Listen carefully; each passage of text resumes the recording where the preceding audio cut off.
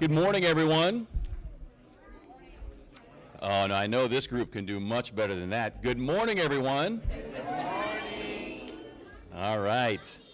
This is a fantastic-looking group up front, and we want to thank you especially and all of those in attendance for today's monumentous event. My name is Kevin Ray. I'm the Suns television play-by-play voice for your Phoenix Suns, and we are absolutely thrilled to be out here today to kick off what we think is a very significant and extremely important event. You know, the Suns have been a part of this community for 50-plus years, and along with winning a lot of basketball games, one of the most important focuses for them throughout their long history is giving back to the Phoenix community, because without the support of all of you and so many others, we wouldn't be the organization that we are today. So we want to thank all of you for coming out for today's big event. We've got some big announcements, and we've got some extremely important people here today. So, are you guys ready? Yeah. Are you ready? Yeah. Okay, perfect. All right, let's get going. Well, as I said, this event kicks off with the Suns and the City of Phoenix, a significant event here at Byron A. Berry Elementary School. And we start here today for a lot of reasons, but it really comes down to the core beliefs and philosophy of the Phoenix Suns, along with the City of Phoenix.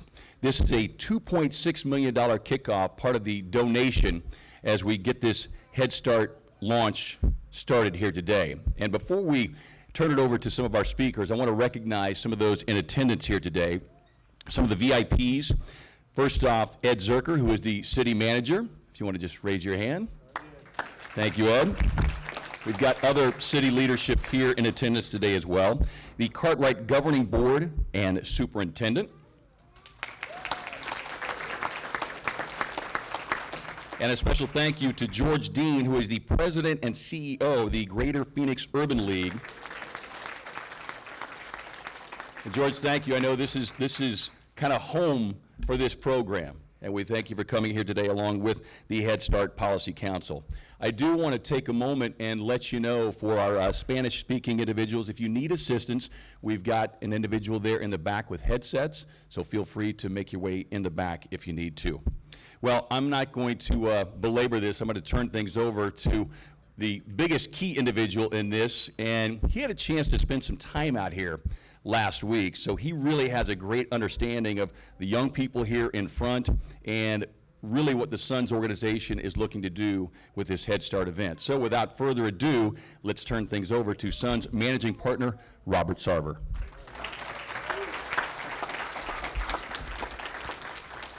Or who's in class 18? Raise your hand. Raise your hand. What's my name in class 18? Mr. Robert. That's about the best thing I've been called in the last 5 years, so I appreciate it. Now, thanks for joining us today as we kick off our program, and we are excited about fulfilling our commitment of $10 million in investments in the City of Phoenix this year as part of our arena renovation project, which, by the way, is going great. We're about halfway through design development, and I think the city's going to be really proud of what this arena is going to look like and what it's going to do for its fans. We should be done in 24 months with the project, although some of the things we're doing you'll see 12 months from now in the following season, but that project's coming along great, so we're real happy about that. Rise Together is the theme you're going to be hearing throughout the rest of the year as we get, that's okay, I was the same way. I still am. I can't sit still for a while, so it doesn't bother me. But Rise Together is our theme and our tagline for what we're about to do in terms of our city investments. And, you know, it's quite a project, quite an undertaking.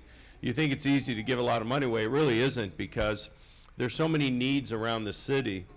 And then as you tour around, there's so many great organizations that are so worthy of support and do such good things that are run by and have people working in them that are so dedicated and committed to helping those underserved and those in need. It's really a tough project. So I want to thank some of the employees in the city of Phoenix, the mayor and the council members providing their input as to some of the organizations we could support. They're obviously involved with the city on a day-to-day basis and have a pretty good idea of where the greatest needs are.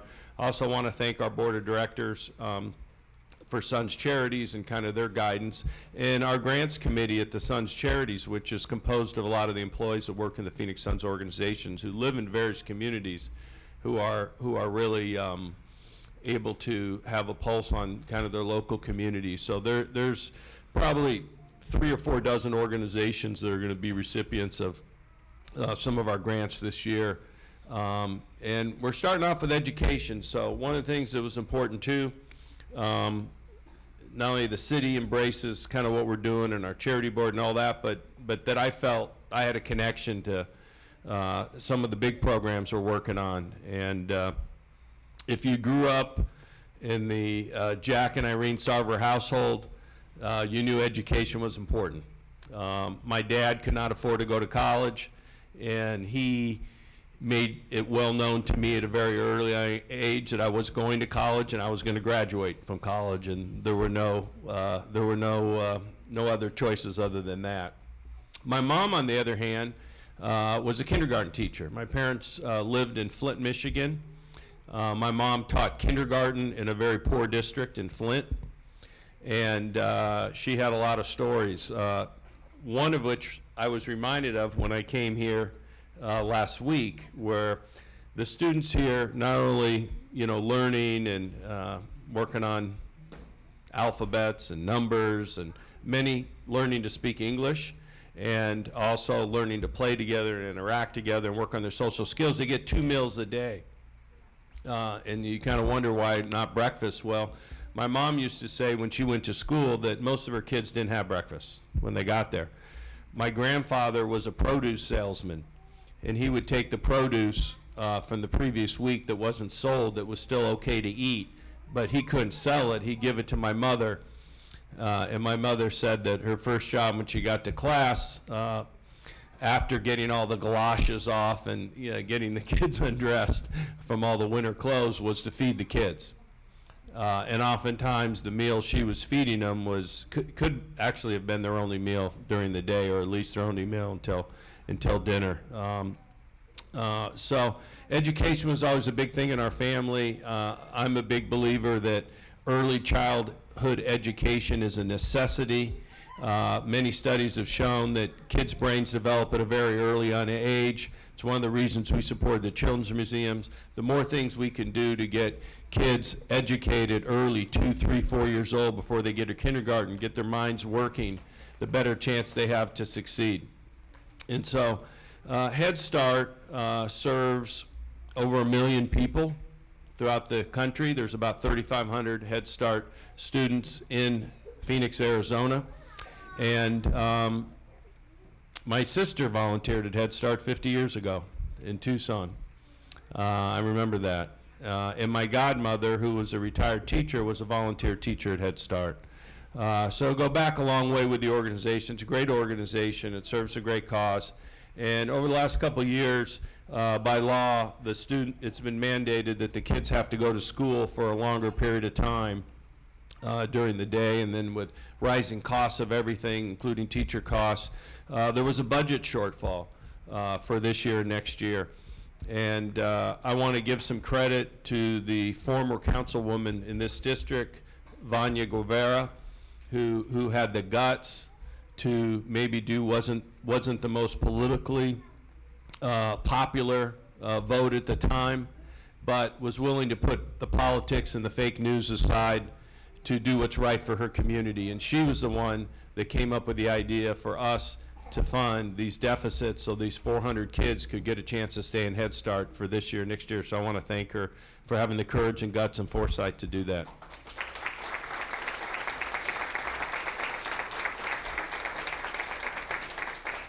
So the grant we're making is going to allow 400 of these kids to go through the program at Head Start.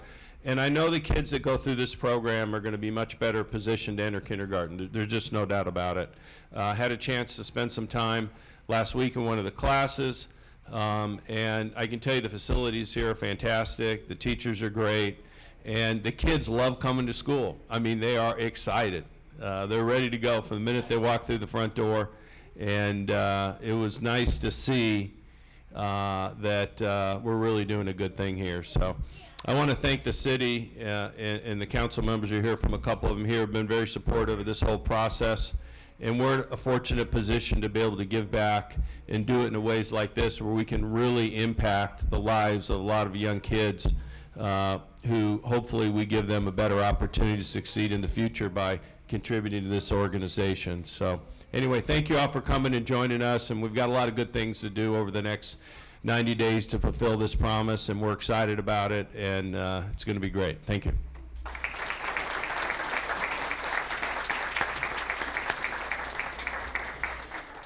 Thank you very much, Robert. And as you can hear, just the words of Robert, just how passionate he is, both for what he sees in the future, but going back to his past. You know, and I think beyond the money, what you see with this program is the amount of confidence that we, the people involved in the programs, have a chance to instill in these young people. I mean, who knows how many CEOs, business owners, council people, presidents perhaps, might be sitting right here in front of us today. So I think that's what makes us all more excited than anything.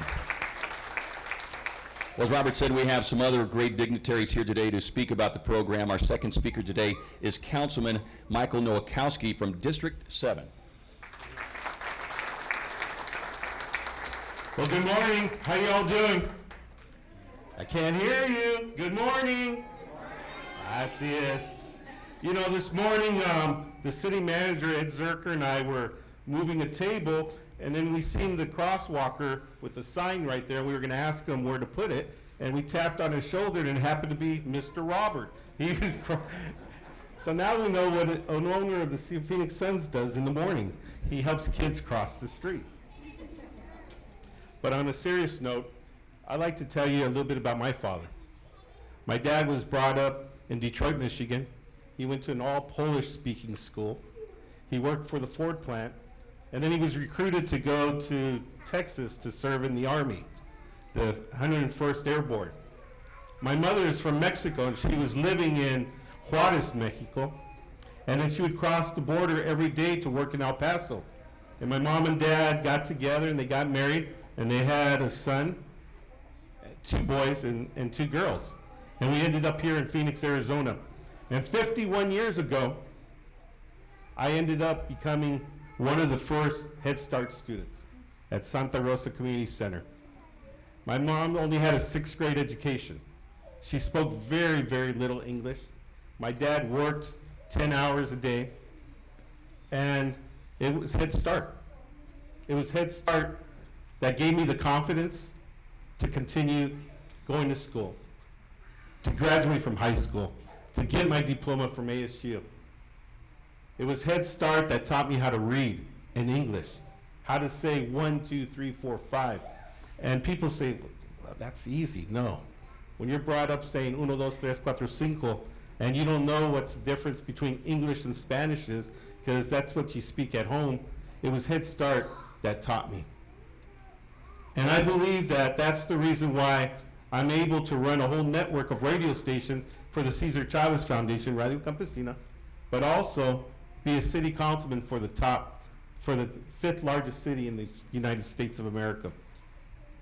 I know what it is to be one of these students, because I was one of those students. And I know how important it is to fund these types of programs. When you talk about education, the first cuts happen to be with Head Start. And it's sad. It's right now is when they need that help. They need that encouragement. They need to have that si se puede attitude that yes, we could do it. No matter where you live or who your parents are, you could do it. You could become the President of the United States, like our MC was saying. You can become a city councilman, or you can run a whole network of radio stations. And Robert, I want to say thank you. Thank you for investing in our community, because I believe it's through education that we're going to end poverty, It's through education that we're going to end domestic violence and gang violence. It's giving people that chance. And today, the Phoenix Suns, with $2.6 million, are giving us that extra chance for individuals in this community. It's the first major sports organization to give so much money and to sponsor a Head Start program. The first. Did you guys know that? It's the first time I ever seen a CEO, the owner of a Suns, out here walking people across the crosswalk. Did you guys know that?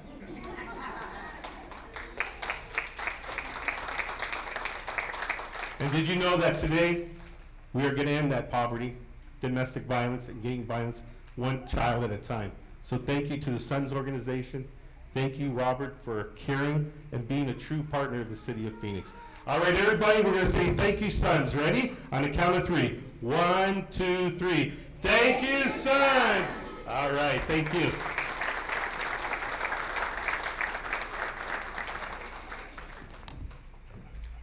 Some very passionate words right there from a man who has seen it, done it, and lived it. So thank you again, Michael, for those very impassioned words. For more today, our third speaker, let's turn things over to Councilwoman Laura Pastor from District 4. Woohoo! Uno, vamos. 1, 2, 3, 4, 5. Okay, let's show that we're bilingual. 1, 2, 3, 4, 5. Rise together. Woo!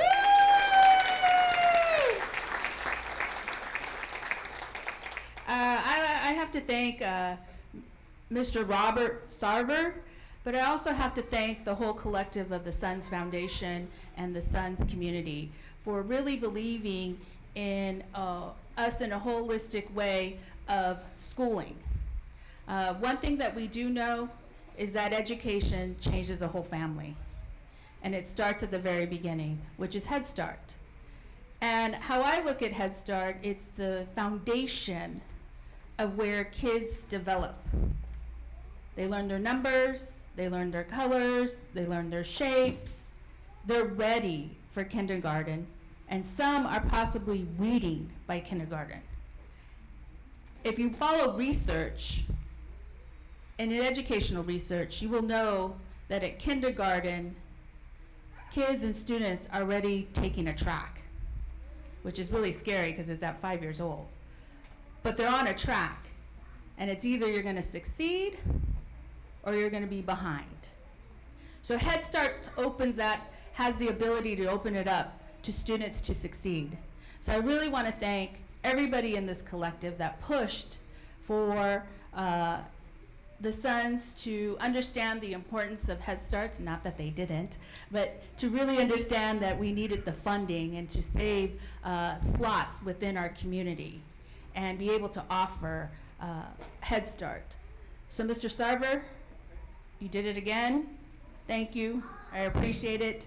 It was a pleasure in working with the Suns Foundation to get here. And what I say and what I've always said when I was elected, Phoenix is rising. The only way a Phoenix can rise if we rise together. So thank you.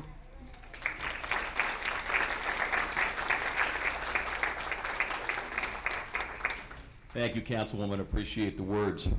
Well, as you heard Robert say, across the country, this program impacts some million individuals, millions of families in doing so. Specifically here in Phoenix, we're talking about thousands of young children and their families. So who better to speak about the impact of this program and what it can mean both short-term and long-term than our next speaker.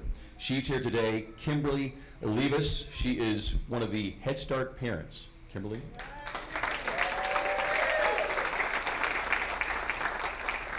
Hello and good morning to everyone. My name is Kimberly Olivas, and I would like to start by thanking Mr. Robert. Thank you so much for taking the time and for doing this for the Head Start program. I would also like to thank the Phoenix Suns and our Head Start especially our director, Natalie Alvarez. She pours, she definitely pours her heart and her soul into the Head Start program, and that reflects across the board, especially to me as a parent. A little bit of background about my family. My life wasn't as fabulous, but we migrated when I was in second grade. My parents migrated over to Phoenix. I did grow up in an abusive household, which left me homeless at 17. I did not have a father, so things were a bit scary for me. I was in a new place. I wasn't in Mexico long enough to even build a sense of community there. So when I first started my family, it was quite intimidating. It was honestly having to survive. I was a young parent. I was a new parent. I didn't have my grandparents here to help. I didn't have my family here to help. And I could barely rely on my mother. So it was scary. After surviving those initial years, I heard about the Head Start program. And it's been so much more than just education. It is definitely not childcare. It's so much more. My kids are thriving. They're learning so much. Their social emotional skills that they've developed so far are not just for kindergarten, but for life. I'm very proud of them, and I can see the difference that it's made in their lives, as well as in our lives for our family. We went from parents that weren't too sure if we were getting it right with their kids to a little bit more of confident parents through everything we've learned through the Head Start program. We've learned about health, we've learned about nutrition, we've learned about a community that we did not know existed, and that community is a good community, and they want to see us thrive, and we are grateful for that. Thanks to the Head Start program, I was also able to go back to school, which is something I would have never thought of. So that's a big accomplishment for our family. I try to give back as much as I can. I like to stay involved and continue to be a part of this community. And I'm very grateful for everything that they have done for us. And this money will also allow the Head Start program to have more duration classrooms, which can be beneficial to other parents like us. My past is not a reflection of who I am today and who I want to be. Yeah. And thanks to this support, I hope not to only make my family proud, but my community as well. Thank you so much.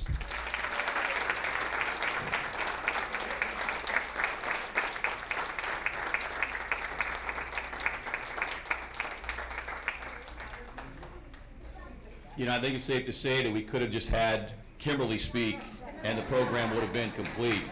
Let's give her another nice round of applause.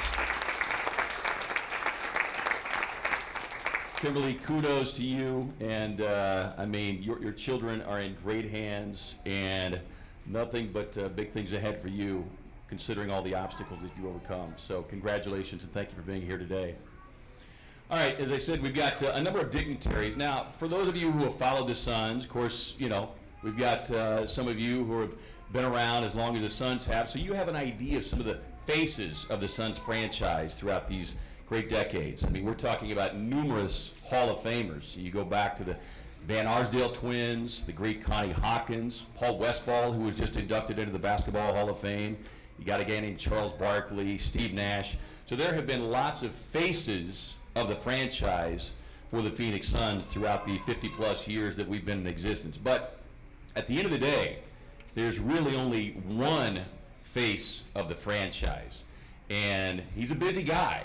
I mean, even in the off-season, he's an extremely busy guy. But we've been fortunate enough to clear his calendar today because you guys are that important. So I think we've got one other special guest that we want to introduce to this crew today, because not only is he here, but he's got a pretty significant gift to give. So I think he's back out there in the hallway, if I'm not mistaken.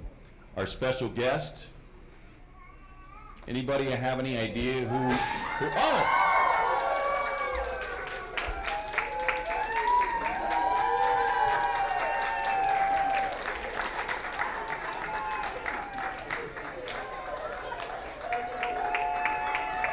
I should have told you that he does tend to make a mess wherever he goes. But along with making a mess, he's got some pretty big stuff. Robert, why don't you jump up here with our good friend Go, because you guys have something pretty big to present.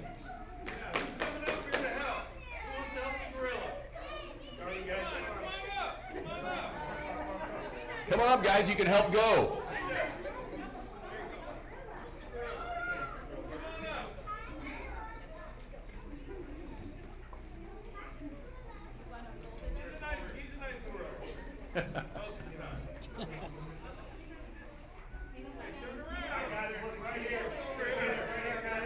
Everybody say bananas on the count of 3. 1, 2, 3, bananas.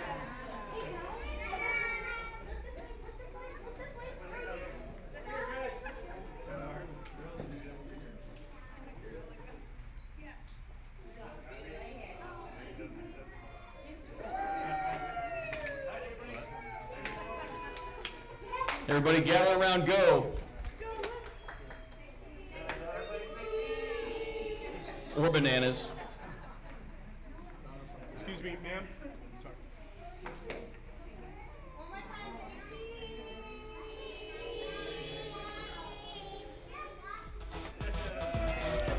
All right, thank you very much, guys. Thank you for everyone coming out and supporting today's event.